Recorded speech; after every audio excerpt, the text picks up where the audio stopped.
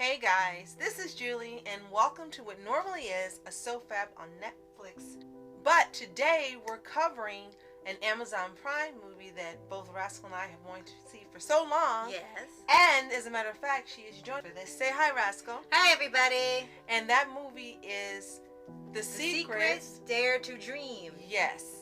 And this movie is based on the world-famous, successful secret movie and book series by Rhonda Byrne. And it takes into account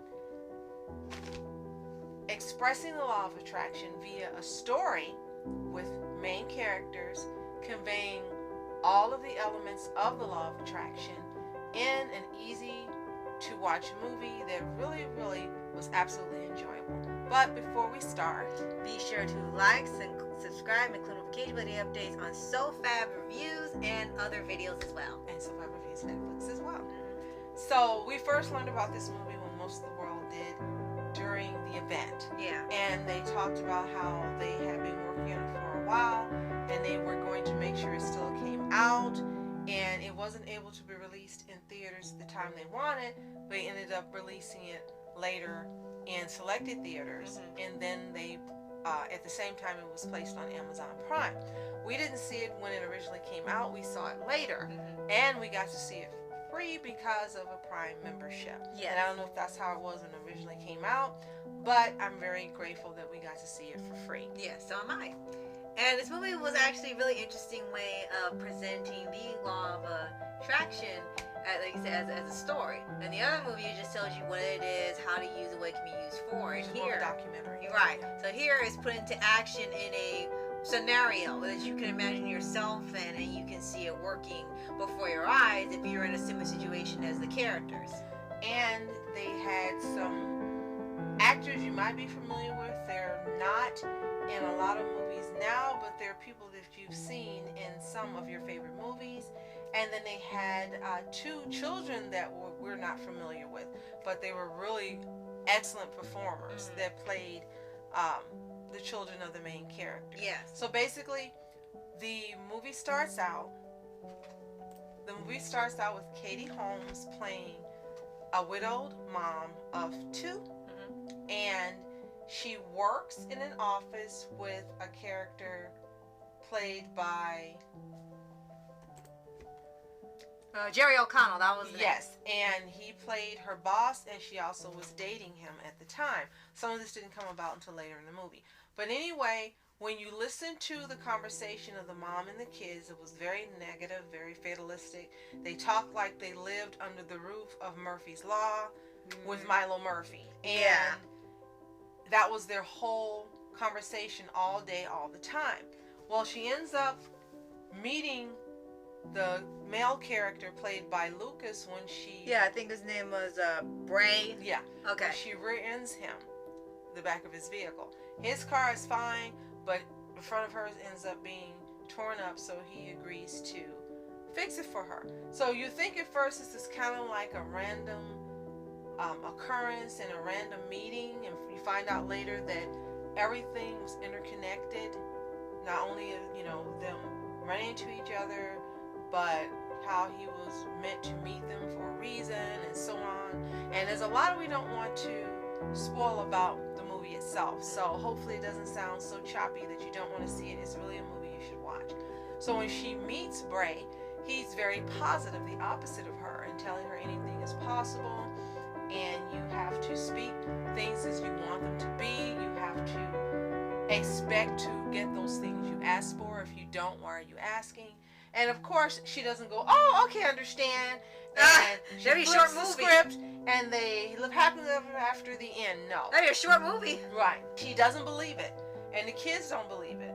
And what gets the movie started is, he said, well, what kind of pizza would you want? What do you want right now? And the kids said the type of pizza they want, and then the doorbell rings, and a pizza driver arrives with their exact pizzas. And he's like, I didn't do it, which he did, and the boyfriend did. But the point was, what they expected and said out loud, and what they really wanted were positive, it came to be.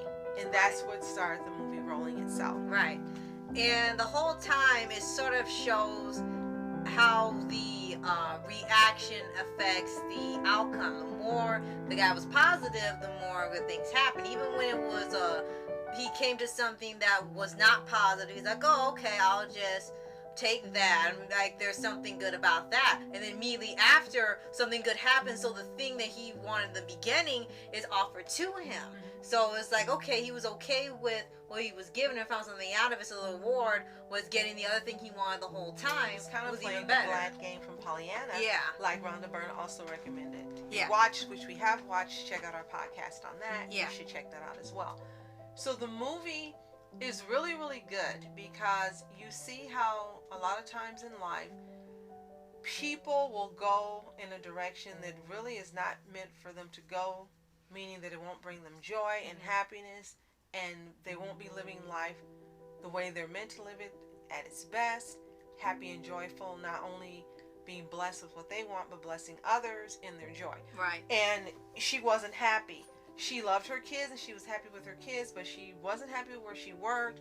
And she was dating her boss, who at first appeared to be a really nice guy until he proposed to her. She didn't even really want to marry him, but she went ahead and said yes because that's what everyone expected, and she thought that's what she was supposed to do. And then he flipped a switch and became from Dr. Jekyll to Mr. Hyde. And you kind of thought that might happen, but you were hoping it wouldn't because he was so nice. And lo and behold, you know, he got more aggressive. He was more demanding, more bossy, more suspicious. And it was like, no, why did it go here?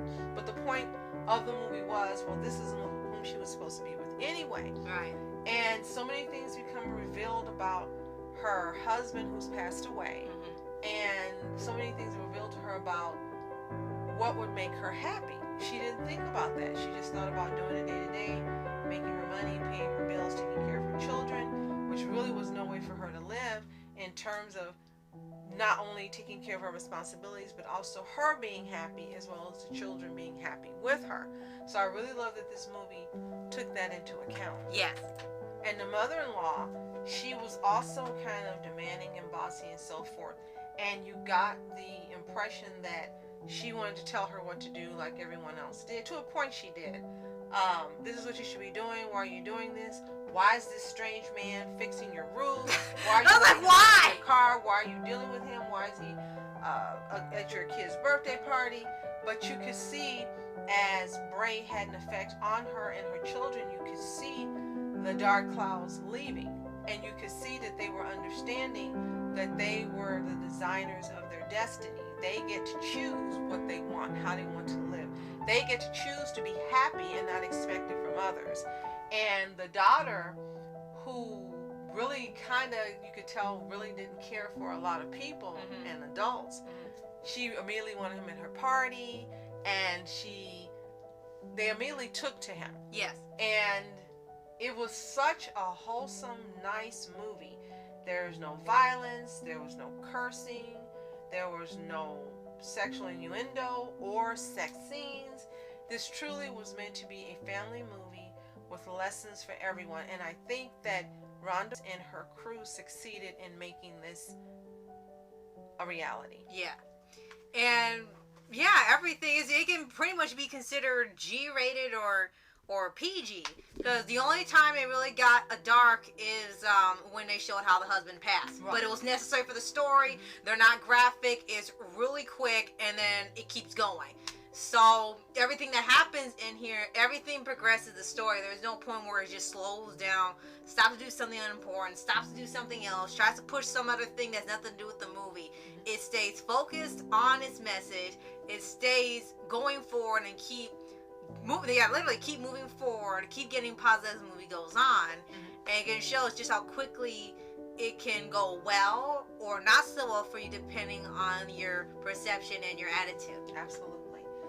And one of the things I really liked is she, after, of course they have their conflicts and things as in regular movies, and she tells them, well, you don't understand, this is your attitude, you're always like this. He says, I haven't always been like this. Yeah. And then he tells what happened with him, and then you find out that his experience, because he was so grateful to be alive, brought him to having a more positive outset, because he had a lot to be grateful for having not perished with the other members of the team. Right. And again, we won't reveal too much for that. This movie is something that I wish everyone would see. And yes, you may look at it and go, it's a little clean, it's a lot of wholesome, it's kind of corny. It's not corny, it's just the way that movies used to be made when they were family movies when I was growing up. And these are the type of movies you were permitted to watch. And the movies would have conflict and different things happening, but they were always safe for you to be watching. The whole family could enjoy it, and there was always a lesson, there were always values, and there was always a predominant message that the writer wanted you to receive so that you could improve your life and be better. And I miss those type of movies because I know that there's joy and variety. And yes, I watch many different types of movies, as you know from us, listening to Pause and listening here. But this type of movie is something that is missing, whether it be theatrical or made for TV or made for streaming.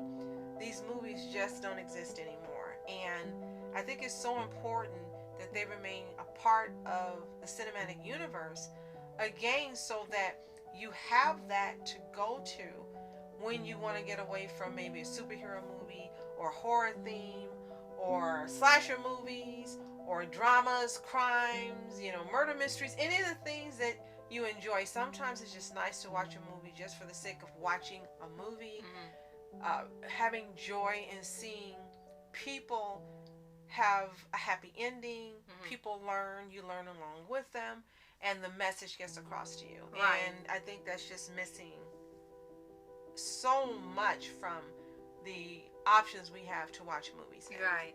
And if you're wondering, yes, there are some like humorous parts in here. I mean, there's no like goofball slapstick or anything like that, but just like very like witty humor in terms of things they say and stuff. Like when the guy is helping fix the house or the car thing, there's quite a few things your pairs in here. And as you said, there's like automatic suspicion. Like, why is he here like all the time? Like, he just got there. Why are you suspicious? And he's like 10 seconds into your life, and there's already suspicion, which was actually pretty funny. Yes. So if you haven't seen The Secret, Dare to Dream, it's available on Amazon Prime. If you have Prime, membership is free. And if you don't have Prime, I think it's like $1.99 or $2.99. Yeah, it's really cheap, yeah. very good price. And I'm not sure if it's available for purchase, but you can always check on Amazon and see if it is. But I would recommend just going ahead and paying the $2 or $3 plus tax and giving it a watch. You will absolutely enjoy it. You'll be surprised at how much time passes and you're not aware of it because you're enjoying the movie and you're really into what's going on. And thank you, Vonda Byrne, for sticking with this and making sure that it became a reality. And whoever did the casting picked a superb cast. These kids that are acting in here, they are just stellar. And I don't recall seeing them in anything else, but I know that if Hollywood and different producers give them opportunity, they're going to be around for a long time. Their acting was so superb, it didn't even seem like they were acting. They were brilliant. Right. Brilliant cast, brilliant story, brilliant way to bring the law of attraction into not only homes, but to the awareness of people who may not be familiar with it, Right. who maybe have not seen The Secret documentary, Right. and who maybe just want to watch a movie and get the message without, sitting through a documentary, because Right. it may not be just for them. Right. And thank you, Rascal, so much for joining me today. What's your final thoughts on the movie? I hope that they make a sequel. Well, not a direct sequel to this, but like another movie with the same message, but maybe make a different scenario. Like they've done one where someone is unhappy, but what if they have? And usually it's the very extreme measure of it, and here it's toned down, which is great. So what other scenarios can they apply it for? Because there's many ways to use it. So I like to see him do another way, or even do it with a kid, like maybe a kid who hasn't know how to use it. That would be an interesting way to do it. They've done one with a parent and an adult. Maybe try one with a kid or something who can learn it early on. Yes, that would be fantastic. So if you've seen this movie, let us know what you think in the comments below. And don't forget to like and subscribe to get more updates on SOFHAB reviews for Netflix and now for Amazon Prime as well. Yes. So, thank you for watching. I'm Julie. And I'm Rascal. Have a fantastic day.